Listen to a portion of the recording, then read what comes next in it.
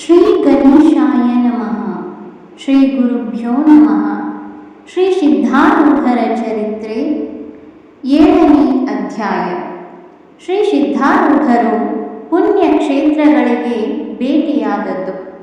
ಛಂದಃ ಸಿದ್ಧನಾಥನ ಲೀಲೆ ಬಹುವಿಧ ವರ್ಣಿಸುವ ಪುಣ್ಯಾತ್ಮನು ಶುದ್ಧ ಚಿತ್ತವ ಪಡೆದು ಹೃದಯದಿ ಸದ್ಗುರುವ ಧ್ಯಾನಿಸುವನು. ಇದ್ದ ಸ್ಥಾನಕ್ಕೆ ಬಂದು ಗುರುವರನವರ ದೃಷ್ಟಿಗೆ ಕಾಣ್ಬನು. ಬದ್ಧರನ್ನೀಪರಿಯವನು ಜ್ಞಾನವನ್ನು ಇತ್ತುದ್ಧರಿಪನು. ಶ್ರೀ ಸಿದ್ಧಾರೂಢ ಸದ್ಗುರುನಾಥನೇ, ನಿನ್ನ ದಿವ್ಯವಾದ ಚರಣ ಕಮಲಗಳಲ್ಲಿ ಮಸ್ತಕವನ್ನಿಟ್ಟು ಪ್ರಾರ್ಥಿಸುವುದೇನೆಂದರೆ, ನಿನ್ನ ಅವತಾರ ಕಥೆಯನ್ನು ನೀನೇ ವರ್ಣಿಸುವವನಾಗು. ಹೃದಯದಲ್ಲಿ ನಿನ್ನ ಚರಣಗಳನ್ನು ಚಿಂತಿಸಿದಾಗಲೇ ದಯಾಘನನಾದ ನೀನು ಸ್ಫೂರ್ತಿಯನ್ನು ಕೊಡುವಿ. ನನ್ನ ಅಂತರದಲ್ಲಿ ನೀನು ಸದಾ ವಾಸ ಮಾಡಿ ಈ ಗ್ರಂಥವನ್ನು ಪೂರ್ಣ ಮಾಡುವವನಾಗು. ಸಿದ್ಧಯೋಗಿಯೇ, ನೀನು ಅವತಾರವನ್ನು ತೊಟ್ಟು ಜಗತ್ತಿನಲ್ಲಿ ನಾನಾ ಲೀಲೆಗಳನ್ನು ತೋರಿಸುವಿ, ಮುಮುಕ್ಷುಗಳಿಗೆ ಉಪದೇಶಿಸುವಿ ಮತ್ತು ಭಕ್ತರಿಗೆ ಶೀಘ್ರವಾಗಿ ಸಂಸಾರದೊಳಗಿಂದ ತಾರಿಸುವಿ. ಹಿಂದಿನ ಅಧ್ಯಾಯದಲ್ಲಿ ನಿರೂಪಿಸಿದ್ದೇನೆಂದರೆ, ಸಿದ್ಧಾರೂಢರು ಉಡುಪಿ ಕ್ಷೇತ್ರದಲ್ಲಿ ಕೃಷ್ಣನಾಥನ ದರ್ಶನ ತಕ್ಕೊಂಡು ನಿರ್ವಿಕಲ್ಪ ಸಮಾಧಿ ಸ್ಥಿತಿಯನ್ನು ಭೋಗಿಸಿ ಕೂಡಲೇ ಉತ್ಥಾನವಾಗಿ ದೇಹವು ಭೋಗದಾಯಕ ಕರ್ಮಕ್ಕೆ ಅಧೀನವಾದದ್ದೆಂದು ತಿಳಿದು ಮುಂದಕ್ಕೆ ನಡೆದರು. ಧರ್ಮಸ್ಥಳ ಕ್ಷೇತ್ರವನ್ನು ಕಂಡು ಮುಂದೆ ಗೋಕರ್ಣಕ್ಕೆ ಬಂದು ಕೋಟಿ ತೀರ್ಥವನ್ನು ಪಾದಗಳಿಂದ ಸ್ಪರ್ಶಿಸಿ ಮಹಾಬಲೇಶ್ವರನನ್ನು ನೋಡಿದರು. ಮನಸ್ಸಿನಲ್ಲಿ ಹೀಗೆ ಚಿಂತಿಸುತ್ತಾರಲ್ಲ, ಗೋ ಎಂಬ ಇಂದ್ರಿಯ ಗಣದೊಳಗೆ ಶ್ರೇಷ್ಠವಾದ ಕರ್ಣವು ಮಹಾವಾಕ್ಯ ಶ್ರವಣದಿಂದ ಮುಮುಕ್ಷು ಜನರಿಗೆ ತಾರಿಸುವುದಾದ್ದರಿಂದ ಈ ಕ್ಷೇತ್ರಕ್ಕೆ ಗೋಕರ್ಣವೆಂಬ ಹೆಸರು ಬಂತು. ಹೀಗೆ ಚಿಂತಿಸುತ್ತಾ ಸಿದ್ಧನಾಥರು ಹೊರಗೆ ಬರುವಾಗೆ ಒಬ್ಬ ಜಟಾಧಾರಿ ಸಾಧುವನ್ನು ನೋಡಿ ಅವನ ಕೈ ಹಿಡಿದು ಇಬ್ಬರು ಸಮುದ್ರದ ಕಡೆಗೆ ಹೋದರು.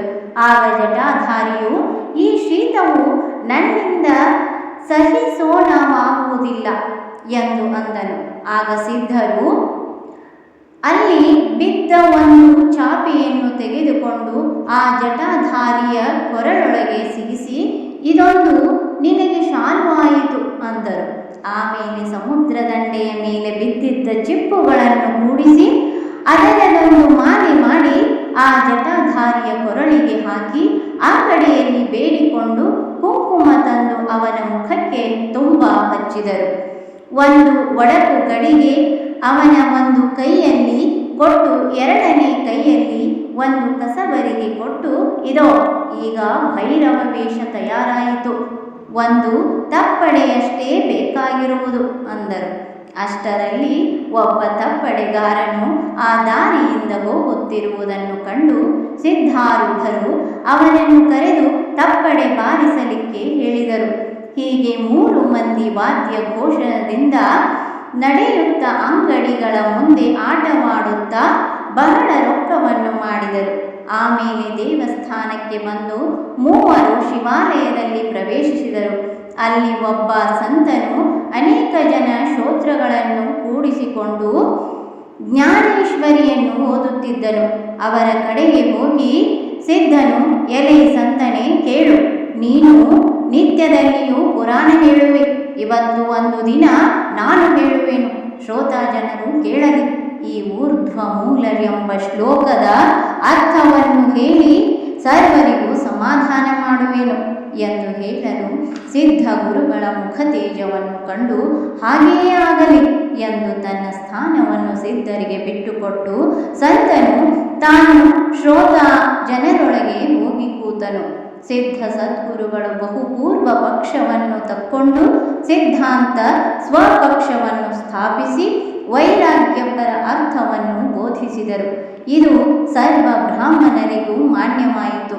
ಪುರಾಣ ಮುಗಿದು ಮಂಗಳಾರತಿ ಆಗುವಾಗೆ ಎಲ್ಲರೂ ಆರತಿಯ ತಾಟಿನಲ್ಲಿ ರೊಕ್ಕ ಹಾಕುತ್ತಿದ್ದರು.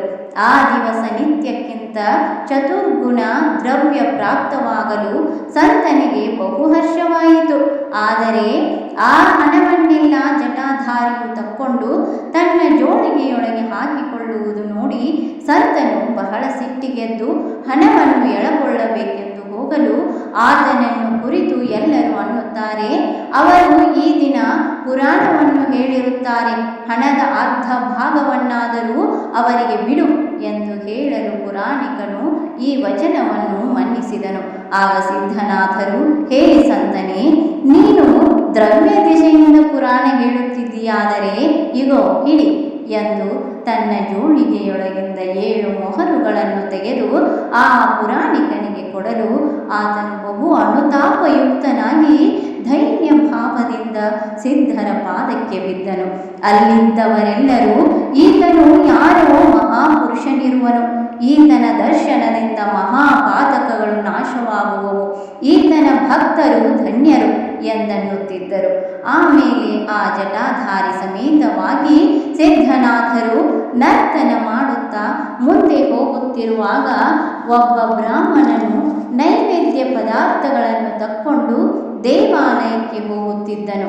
ಅವನನ್ನು ನೋಡಿ ಸಿದ್ಧರು, ಏನೋ ಬ್ರಾಹ್ಮಣನೇ, ಈ ಪದಾರ್ಥಗಳನ್ನು ಎಲ್ಲಿಗೆ ಒಯ್ಯುವಿ ಎಂದು ಕೇಳಲು ಶ್ರೀ ಮಹಾಬಲೇಶ್ವರನಿಗೆ ಅರ್ಪಿಸುವುದಕ್ಕೆಂದು ಆತನು ಉತ್ತರ ಕೊಡಲು ಸಿದ್ಧರು, ಇಗೋ ನಾನೇ ಮಹಾಬಲೇಶ್ವರನಿದ್ದೇನೆ ಅಲ್ಲ ಎಂದು ಮೊದಲು ಸಿದ್ಧ ಮಾಡಿಕೊಟ್ಟು ಆಮೇಲೆ ಶಿಲಾಮೂರ್ತಿಗೆ ನೈವೇದ್ಯ ತೋರಿಸು ಎಂದು ಅನ್ನಲು ಆ ಬ್ರಾಹ್ಮಣನು, ನೀನು ಆಶಾಬದ್ಧ ಪ್ರಾಣಿ ಇರುವಿ, ನಿನಗೆ ಯಾರು ದೇವರೆನ್ನಬೇಕು ಎಂದು ನುಡಿದನು.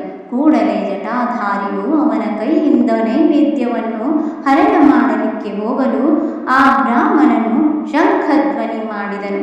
ಆ ಘೋಷವನ್ನು ಕೇಳಿ ಬಹುಜನ ಓಡಿ ಬಂದು ಆ ಜಟಾಧಾರಿಯನ್ನು ಹಿಡಿದು ಹೊಡೆಯಲಿಕ್ಕೆ ಉದ್ಯುಕ್ತರಾದರು. ಸಿದ್ಧನಾಥನು ಅವರಿಗೆ ಅಂದದ್ದೇನೆಂದರೆ, ನೀವು ಏನೊಂದು ವಿಚಾರವನ್ನು ಮಾಡದೆ ಆ ಜಟಾಧಾರಿಗೆ ಹೊಡೆಯುವಿರಿ, ಆದರೆ ಮಹಾಬಲೇಶ್ವರನು ಸರ್ವವ್ಯಾಪಕನಿರುತ್ತಾನೆ, ಈತನಲ್ಲಿ ಇಲ್ಲವೇ? ಆತನು ಶಿಲಾಮುಖದಿಂದ ತೃಪ್ತನಾಗದೆ ಸಾಧುಮುಖದಿಂದ ಪೂರ್ಣ ತುಷ್ಟನಾಗುವನು.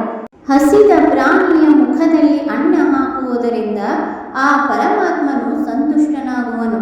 ಇದಕ್ಕೆ ಗೀತಾ ಪ್ರಮಾಣವು ಹೀಗಿದೆ, ಅಹಂ ವೈಶ್ವಾನರೋ ಭೂತ್ವಾ ಪ್ರಾಣಿನಾಂ ದೇಹಮಾಶ್ರಿತಃ. ಭಗವಂತನು ತಾನು ವೈಶ್ವಾನರ ರೂಪದಿಂದ ಸರ್ವ ಪ್ರಾಣಿಗಳ ದೇಹದಲ್ಲಿರುವನು. ಇದನ್ನು ಕೇಳಿ ಆ ಬ್ರಾಹ್ಮಣರೆಲ್ಲರೂ ಸಮಾಧಾನ ಹೊಂದಿದರು.